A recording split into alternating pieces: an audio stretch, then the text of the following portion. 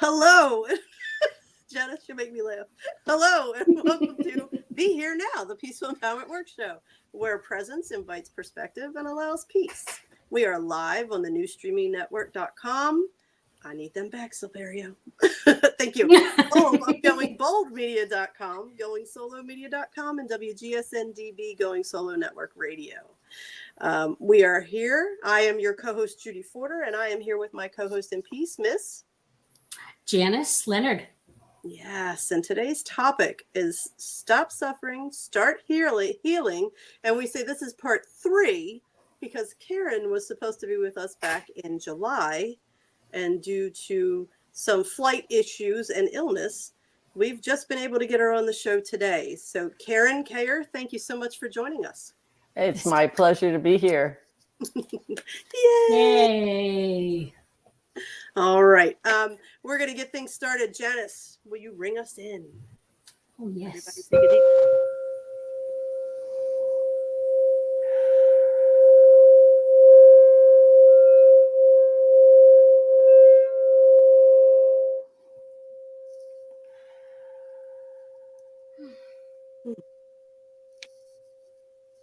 like magic, man. Every show just drops me right in.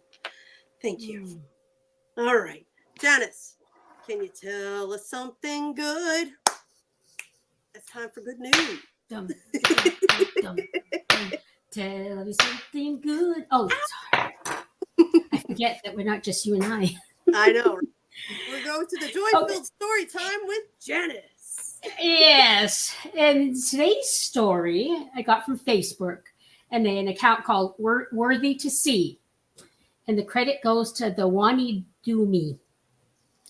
And if you can, yes, look at those pictures. And I'm going to tell you, this is how this was written. This is a woman who's writing it to say, I just want to take a moment and recognize that sweet fella. He lives across the street from my parents. He checks on them every day and has grown to love and care for them deeply. He rides with Dad to the store, helps him shop, and bring in the groceries. He cuts the grass and whatever they may need. He's 15 years old. Not many 15-year-olds would take the time to care and be there for elderly neighbors. Today, when he saw Mom, who's in care, he busted out crying and just held her tight. What a blessing. He just wanted to pass on something heartwarming instead of the sad news that we see and hear every day. Yeah, that's deep. That is deep. Yeah. Yeah, a 15-year-old. Mm-hmm. Yeah. And for our friends that are listening on podcast only, it's a picture of an elderly woman. She looks like she's in a hospital bed being hugged by this beautiful young soul. Very touching. Yeah. Very, very touching. You know, we got good kids out there everywhere. I'm so glad you found that story. Yeah. And of course you could segue into your quick story on how it meant something to you. Yes, it reminded me, you know, when I was growing up, we had a neighbor out back that had MS, and I would go over there and just check on her, run to the store for her, hang out. And my time with Miss Ann was very special to me. You know, all the kids in my family had somebody in the neighborhood their age, and I didn't.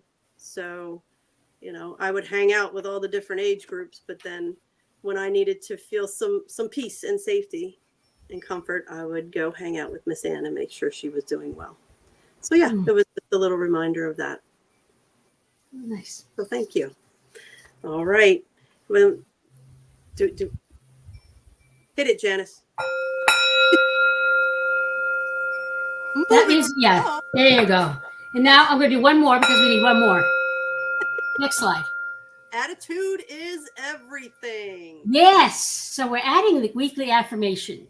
Yes. And how I select it, it comes to me. But it comes to me. It really does. But it comes to me when I read it, and it just really speaks to me. And to me, the affirmation is about what I need to say to myself. This is not necessarily how I feel. It's how I want to feel. And that's the point of an affirmation, is to help build that in you.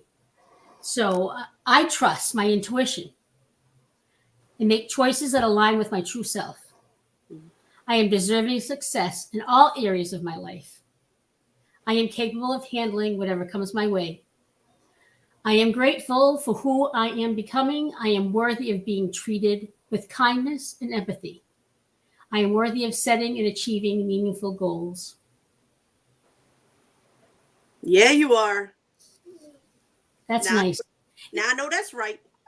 Yeah, and, you know, if you could say these things on a regular basis, every day or whatever your affirmation is that you're working on, that's just saying it in the eyes. So it can be powerful. Very powerful. Yeah, I hope so. I hope it speaks to somebody else here too. Yes. And these are the type of things, like I've said before, I take them. If they hit me in the heart, I take them, I write them, I post them everywhere in the house. The more I can lay eyes on it, the more it reminds me to speak those words, and allows my body to start feeling what those words feel like. Mm. Yeah. Beautiful, Janice. Beautiful. Yeah. Yay! Woo! All right. Now, we have been doing Tool Time as a new segment, but with our guest here today, she has some tools that come with her book. So we're going to save Tool Time until we get into Pathways of Peace and discuss the book. So I say now, Janice, do we have another sound effect? We do. Thank you. Whoa. All right, we're going to launch right into Pathways of Peace and learn whatever Karen's willing to share. Learn about Karen Cayer. And I get to introduce her. Karen, I met, jeepers, 20 years ago, maybe, I don't know, here in Vermont when she was building an internet service providing company.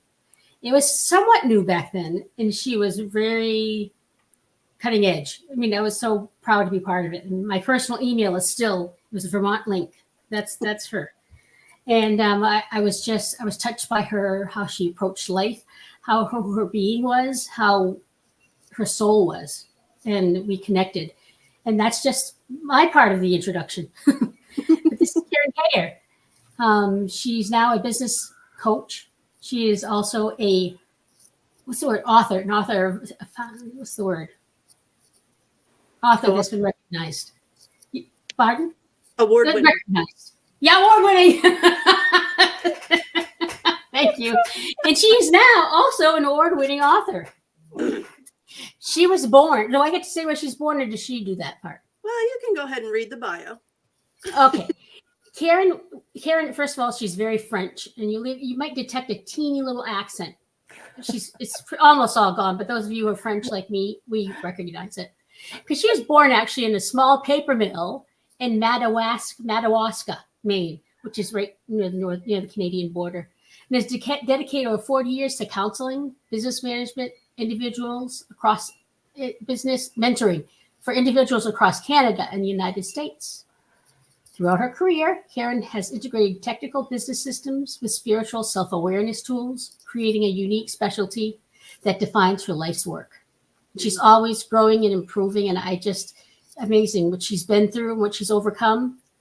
She's a disabled Army veteran, community leader, entrepreneur, business owner, website developer, mental health counselor, certified life and business coach. She's a devoted wife, mother, grandmother. Karen's life mission revolves around designing and curating projects that foster self-actualization through motivation, holistic health, and self-empowerment. She is also the co-author and publisher's award recipient, which is what I was trying to say earlier, for the book Stop Suffering, Start Healing, an easy-to-use holistic resource for anxiety, depression, and trauma. And she is so like this kind of a person in a way that it's very clear, easy to read, to the point, and it's not that long. It's a really good book. She's a co-author, so not just her. Karen's multifaceted expertise and unwavering dedication to holistic growth and empowerment make her a guide for those seeking personal and professional transformation. We're so glad to have you here, Karen. I'm honored to have you back in my life doing this. Wow. Thank you so much, Janice. I really appreciate that. And thank you, Judy, for inviting me to be part of this conversation. I'm listening to you read all of this, and I'm like, wow, like it's been 40 years of doing a lot of different things. And I'm when you start off your life, you're not really sure where you're going. You have some ideas, but I have to say that I'm really glad I got to do all those things.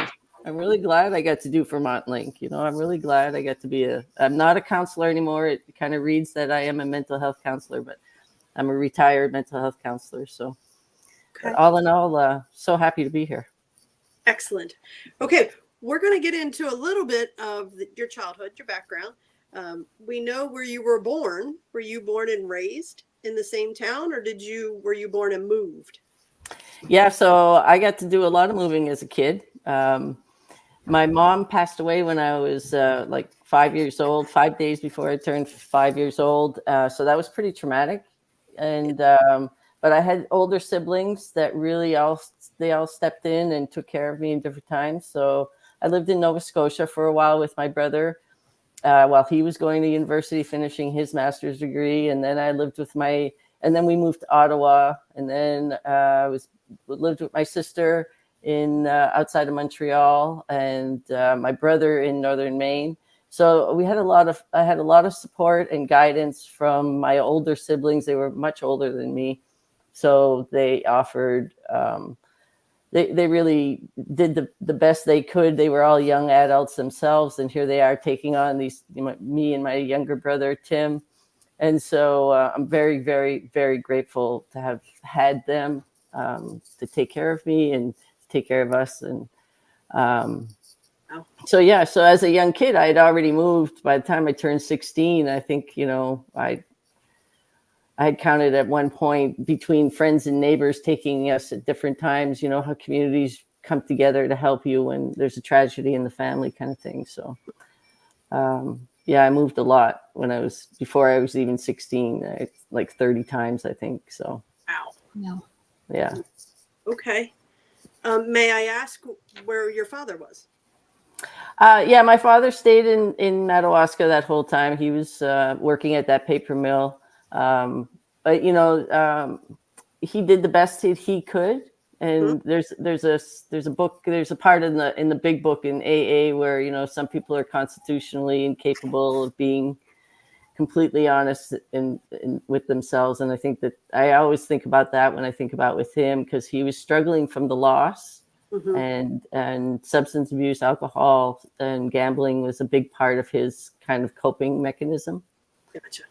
So I saw that as a very young person. I witnessed that going on, and I loved him so much. And so it was hard at times to see him struggle through his life with that. And but yeah. Well, it was great that your older siblings were willing to take care of you and your younger brother while you're absolutely, yeah. They with their own small families and their own careers, and they're going to school still. And my mom had always wanted my sister specifically to go to college. Like, it was a big deal for her. So when she passed away, my dad said, well, you're going to have to leave school and come home. And she didn't. And to me, that always mirrored where boundaries are so important. Like, her self-care, what was important for her. I've always had immense respect for that, and even bring up some emotion when I even think about it, because it gave me a perspective of, this is how you become a whole person, not by, dropping out of school and taking care of two kids that aren't your responsibility kind of thing. But then later on, she opened up her home. Her and her husband opened up their home to me and my brother at different times. And they've always been there. She's one of the most important people in my life. Wow. That's beautiful. What a beautiful example to set at such a young age. Yeah. Wow. Yeah. Wow. An important one and a hard one. I'm sure it wasn't easy in 1966 to say, no, I'm going to continue going to school and, do what I need to do. So. Absolutely. Very difficult. Wow.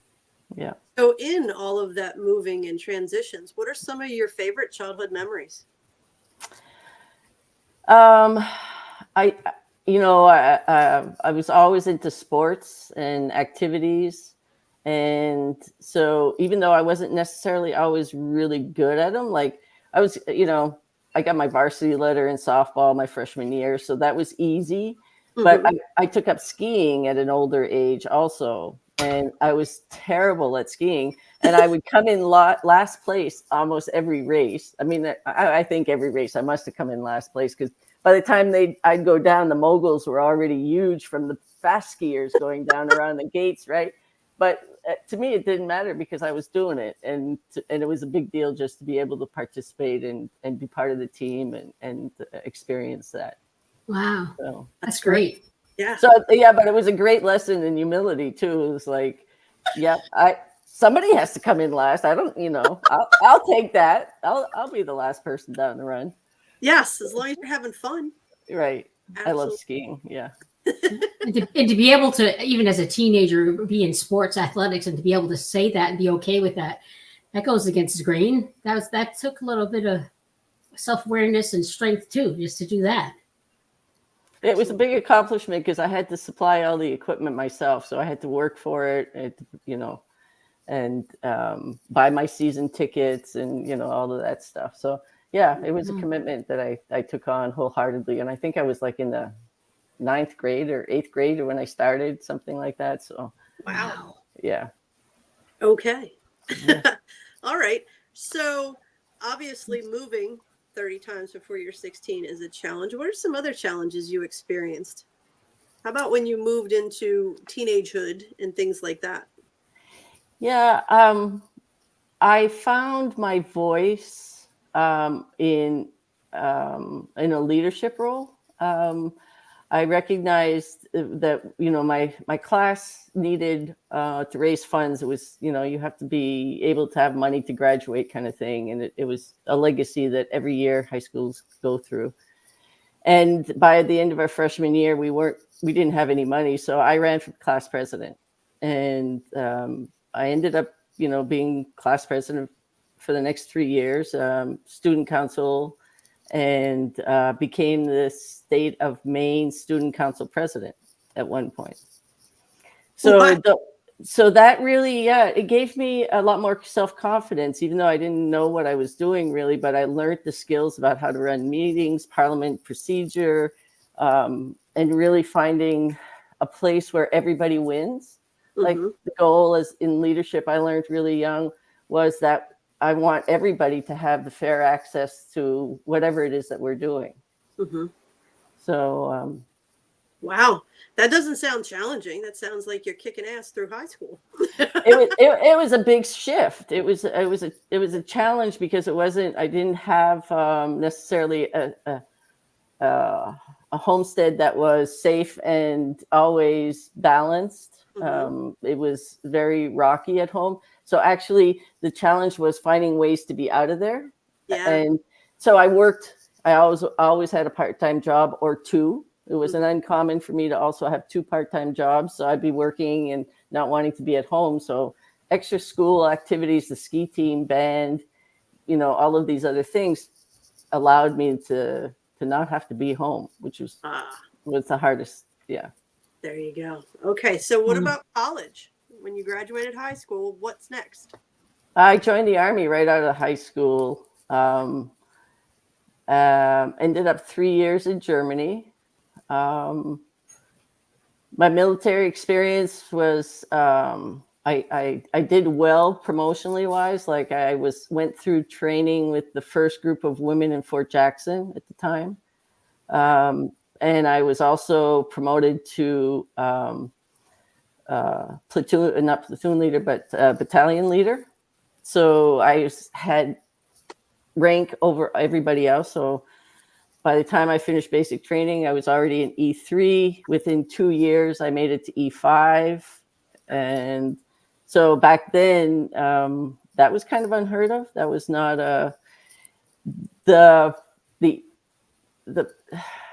so what happened in that consequence, though, is that the guys didn't like it.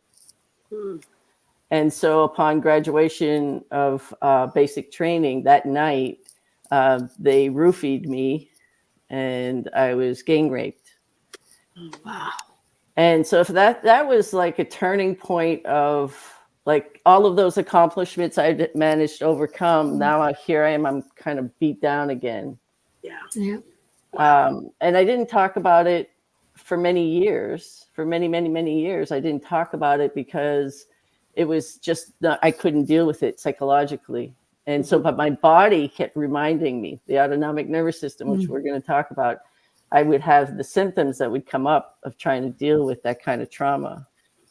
And so the whole time I was in the military, I was being accosted by supervisors or people, you know, even subordinates to me. You know, they were just, there was no respect. There was that aggressiveness. There was, you know, there was one supervisor who would always try and kiss me, and he was chasing me around, literally chasing me around.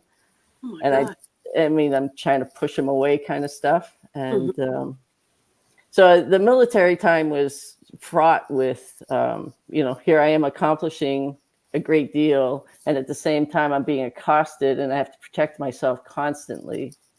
Oof. So by the time I left, and I think about this often, but because when I did my discharge papers, I remember walking around to all the places you have to sign out, like of all of the parts of the military on post.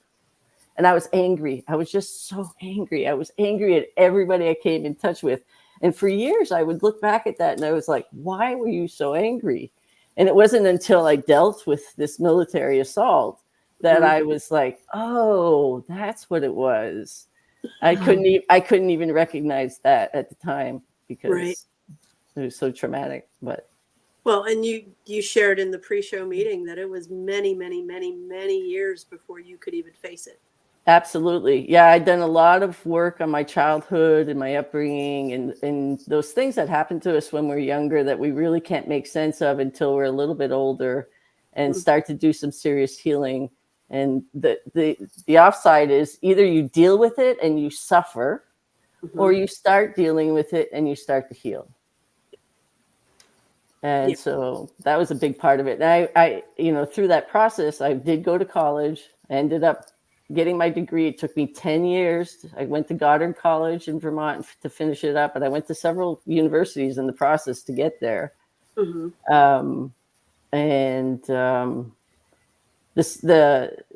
was working as a therapist in Canada, running the largest English treatment center at 29 without my bachelor's degree. And I was supervising doctors and master's degree and bachelor degree people, a staff of 16 that, but I held that clinical job. And I'm not really, I've thought about it a lot, but it's because I wasn't going in with the same ideas that they all had. They all had preconceived, and I was going in from this holistic model where it's not just in your head, and it's not just spiritual, but it's emotional and psychological and it's physical. And how do we create a treatment program that encompasses all of that? That's amazing. That's beautiful. And I think it's a perfect place for us to take our quick commercial break. And we're going to be right back with Karen Cayer as we dig more into the autonomic nervous system. We'll be right back. Thank you.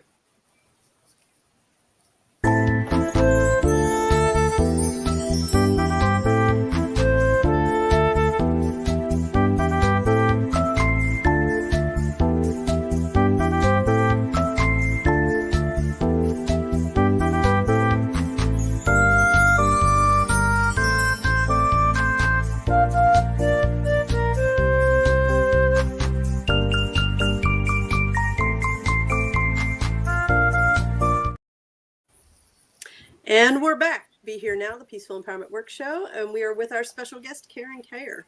She is the co-author of the book, Stop Suffering, Start Healing. It's a great book. As Janice said earlier, it's written beautifully. And I know for me, there's a lot of science behind the autonomic nervous system. And the way you and Robin were able to break it down made it very easily digestible for me. And I feel like if it was that way for me, it's going to be like that for anybody. So I want to thank you for that. And if you wouldn't mind, we thought we'd focus on your very grounded explanation and description of the autonomic nervous system and what it's all about, because we're seeing more and more of it on social media about autonomic nervous system, nervous system overwhelm, and things like that. So if you could give us your take on all of it, that would be fabulous. So yeah, sure. At the beginning of the book, we write a little piece about how when you break your arm, you have something physical that you can see. The arm is broken. So you bring it to the doctors and they put it in a cast and they reset it and they put it in a cast and you wear it in a sling for a while it heals and you walk around and everybody says, oh, you have a broken arm. Right. But when you have a broken heart, when your emotional state is dysregulated and you're suffering, it's not obvious to everybody what it is. And sometimes it's not even really obvious to ourselves. So the work that was done to, and I'm not going to go into all of the specifics because that's not my genre, actually. I'm not in that scientific realm of it. But to break it down in the easier parts would be for me to say that when we recognize, when we have an event that causes stress in our life, for me as a child, having lost my mother so young, that was a broken heart. I felt, I could feel that loss profoundly, but I had no language for it. So people would say, well, you know, how are you doing? And I would give a flip answer like, well, if I've never had a mother, what would I know about losing a mother?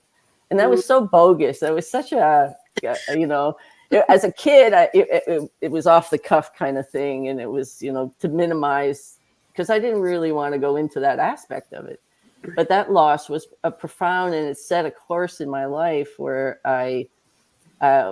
when I suffered other heartbreaks, and everybody goes through life with many heartbreaks. And so when I got to that point where I recognized that there was something innately off in myself, I started to be able, and the literature led me there also, but that the system gets broken, the body aspect of it gets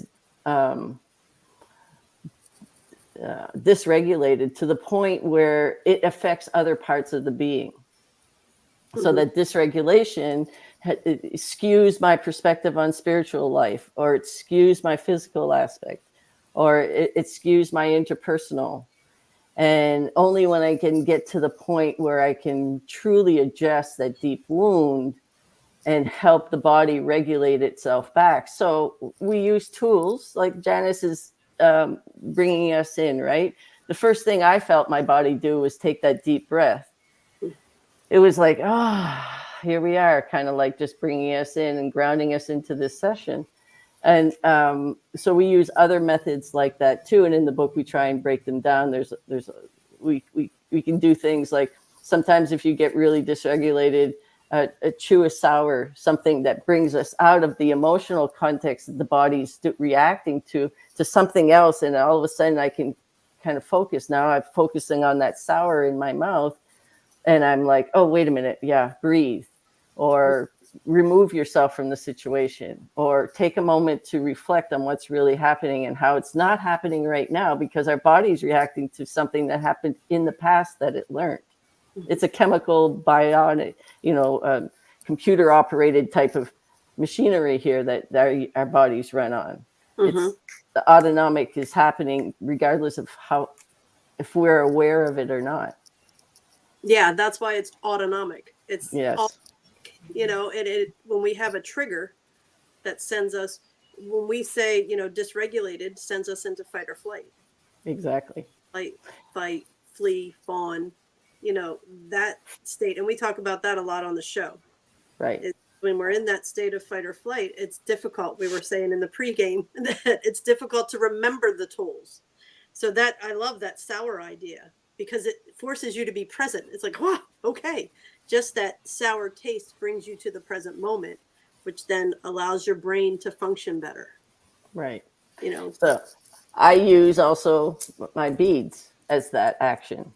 The beads on my wrist that I wear every day, kind of when I get into that place, I've trained myself so that I play with them. Mm-hmm.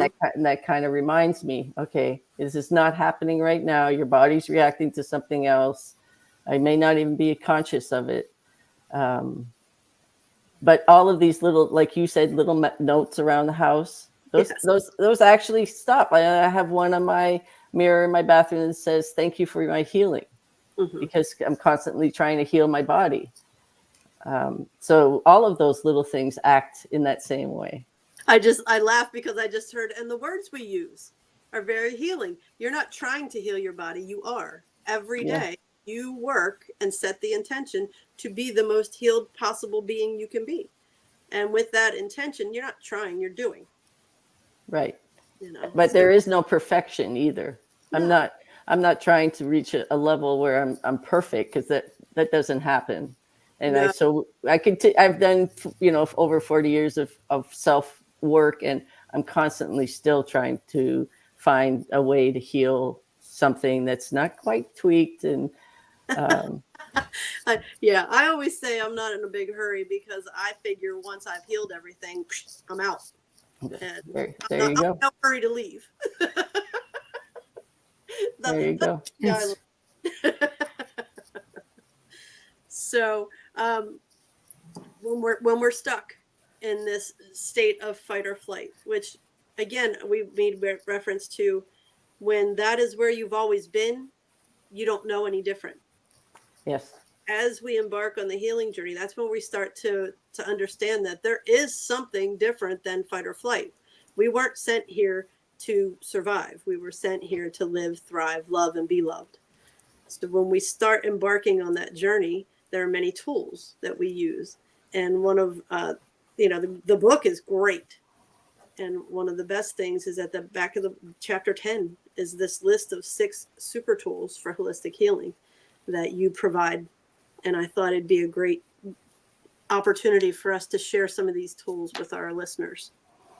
Yeah, and just as a segue before that, when you're talking about when your face is in the ground, I shared this earlier, when you're really defeated, or when you're really in pain, or when you're really suffering, when you're really lost, it can take time to be able to remember what those tools are that we need to be practicing. And I've certainly spent years suffering, and then one day go, oh, I remember now. These are the things that I need to be doing to transcend this pain, this level of pain, and wherever I'm at, and figure out what the lesson is in that process.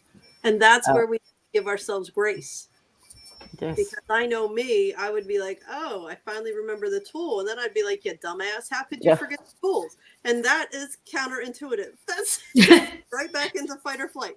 So give yourself grace. Absolutely. Absolutely. And the words we use. So when we give negative self-talk, when we're sending ourselves those I'll say stuff like that. Like I've taken the word stupid out of my vernacular, and I wouldn't allow my kids to say that as they were growing up. They weren't allowed to use name calling like that. And yet at times I'll do something and I'll go, oh, I can hear my self-talk go, and I'll use that to call myself. And then I'll stop and I'll just kind of like, wait a minute, did you just do that? And I go, oh yeah, you're not supposed to do that because you gave it up, remember? Oh yeah, I know why now. And it becomes comical at that point, because I'm having this inner dialogue about something that I don't want to be doing, but here I am later on in my life still doing it because it's so ingrained around us. I hear it all the time. People use that word all the time. Yes, absolutely. See, your grace is in the form of humor, much as mine. Yes, exactly. Exactly. Excellent. Practicing gratitude. Yeah, so practicing gratitude is one of the first ones that I had to really be appreciative of what I had in the moment. And I think that for all of us, when we can recognize what we do have and not focus on what we don't have, or what that illusion is, because we're a society of strivers. We're always striving to get something or go somewhere or do something. But when we make those accomplishments, we don't actually sit there for a minute and kind of go, oh, I am really okay. I really did that. And I think when you were doing the bio, I was like, wow, I have a lot of gratitude for what I've accomplished, because I certainly didn't feel that coming out of the gate. And one of the things I could have mentioned earlier in my bio part was that I had severe dyslexia as a kid. And I had like 3 serious TBIs before I was even in the 6th grade. So all of that, and it was never diagnosed. Nobody ever talked about it. But now I can look at it and I go, oh yeah, that was a serious TBI because I lost my language functions at that point. Oh my God. And I wasn't able to see things, but I never told anybody because I was so paranoid of what people would say or think, and my ego, my little ego of trying to be a whole person. So practicing gratitude allowed me to move through what I did have, and my ability to read. I mean, I focus on my books because they were a huge accomplishment, considering at one point that I couldn't sit there long enough to even get through anything. I couldn't, I would, the words would start moving, and then I would have this negative self-talk. And so being able to do all of these things really helped me move past that point of being able to actually read. And I think the part of stupid, why it's so important to me, is because I didn't want to be considered stupid when I was a kid. Right. So by not sharing that, I kind of kept that little secret. So it made a dirty little secret. Yes, exactly. Exactly. So practicing gratitude is something I do all day long, every day. And I think is one of the most important things to keep us grounded in the moment. It's a really simple tool for grounding. Yeah. Excellent. All right. I love the baby steps too. That was an important part of the lesson to learn it. And it's one that every time I fall, when I have a really big fall in my life where I've just crumbled down, and again, that imagery of my face in the ground kind of thing, when I get back up, when I can remember it's about baby steps. That's my starting point of remembering, here we go. We can start making these changes, and they don't have to be huge changes. All I need to do is small incremental stuff. And actually, in all fairness, I remember the What About Bob? The movie. No. Sorry, I'm making a reference now, and then I can't remember all of the particulars about it. But it was a therapist and this guy who kept getting following him around, and his therapist just kept saying, just baby steps. So I put that correlation together anyway in my narrative of my brain. But so the baby steps are self-care. Am I getting enough water? And am I getting enough sleep? Am I eating properly? Am I getting enough exercise? Am I leaning on people who can help me in this time? Am I practicing gratitude? So those are the baby steps that I'll focus on when I'm in those places. I'll go right back. If something traumatic is going to happen, I'm going to go right back to my baby steps. Excellent. Self-care. Excellent. Okay. Emotional care. What does that encompass? Emotional care is really reaching out to those that we have in our trust box, those that are close to us, that their opinion matters. And we don't want to lean on people whose opinion is not necessarily something that's very important to us, or may not share our values, or be on the path to healing for that matter. So emotional care, reaching out to good clinical care also is very important. Making sure you do your homework about the clinician that you're going to work with. And surrounding yourself with that love and self-love. So it could even be putting up a little, I've done that before, put up a little heart thing, just as emotional care. Take a moment to that for self. Yes. I love that. I don't know why crystals just popped in my head. I've got my fair share of those. Yeah, crystals are a great tool because they do carry energy. And, one of my favorites, of course, is rose quartz, because that's all about heart healing and self. Right. So yes, whatever tool aligns with you. Right. That's right. That's where I'll share my little rock from Vermont. Actually, this is from out east. It's actually in the form. The clay's been formed. Oops, moving it out of here. The clay's been formed around, so it has ridges. So I keep this as, she's my little goddess that I keep on here, and it's got a little rivet in here, right where the heart goes, kind of thing. So I keep her right there also. So whatever that emotional care looks like, but being conscious of it, right? That all of these things mean something only if we're being conscious about it. Yes. And I loved your what is it, your square of trust? So yeah, the square of trust, that's from Brene Brown, and where you pick literally a 2-inch by 2-inch piece of paper and you write down the names of that'll fit in that square of people that are in your trust square, and you let them know that they're important to you, and that when you need some outside advice, when you need some reflection about something that's going on, that they're the people that you trust to go to. Perfect. And that keeps you from going outside and trying to get other people who will feed that negative narrative or whatever the story is that got you in that position. Yeah, because you have to be aware of the energy that you're in. You don't want to talk to people that are in the same energy, because that's when you'll get the negative talk too. That you know all those thoughts you're having will be reinforced. You want to be able to talk to people that are at a higher vibration, maybe.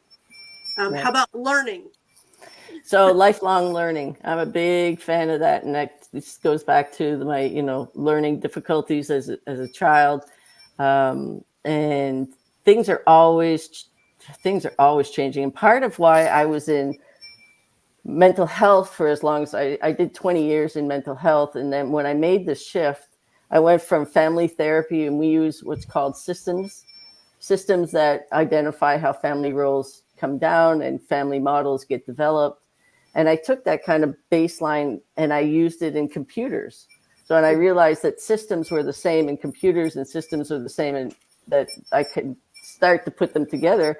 I jumped into the technology, cold. Like there was something about being able to always learn something. And that's what I liked about mental health in those years. I was a big advocate of all the cutting edge literature and learnings and workshops and stuff. And the same with technology to this point, where we are with AI. And like it or not, it's part of our reality. So I really think that we all need to be cognizant of what's going on with AI and that learning model that's happening. I agree. I absolutely. Mindfulness. That mindfulness really is just practicing being here and now, which is what you do, and doing things. Sometimes we'll do. Have you ever driven down the road and all of a sudden you get where you're going and you go, I don't even remember driving that. Well, that's not mindfulness. That is I'm just as bad at that too. I will get there and I'm like, wow, I have to remember mindfulness now because I need to pay attention when I'm driving. Plenty of times I'll go through a light and I'll be like, oh my gosh, was that red? And I'll look back to see if the person behind me came through too. Yeah. Right. So mindfulness is that kind of stuff. Anything that you do to keep you in the moment, because it's really easy to go back and forth. Yeah, keep you present and be aware. And being aware is just that the commitment to being present to it. And so it's just about practicing what you have in front of you, being conscientious and being cognizant. But that's what all of these kind of things speak to the same thing, is being here and being now. Here, be. I love it. Yeah. I love it.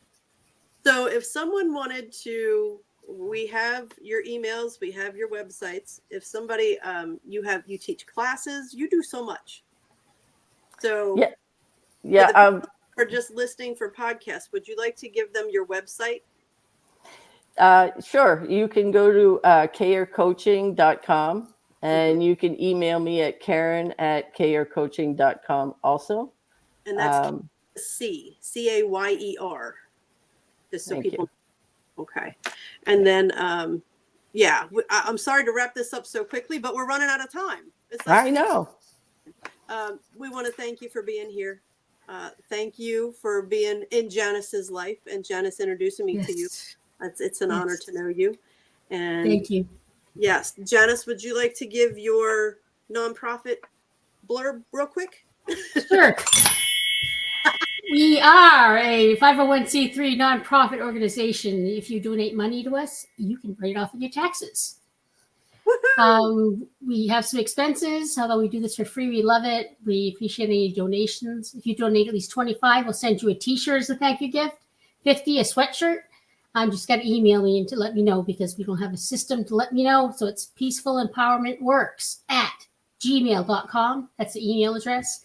The donations right on our website, peacefulempowermentworks.org. I get that org. Peacefulempowermentworks.org. And there's a donate button at the top of the screen and the bottom of the screen.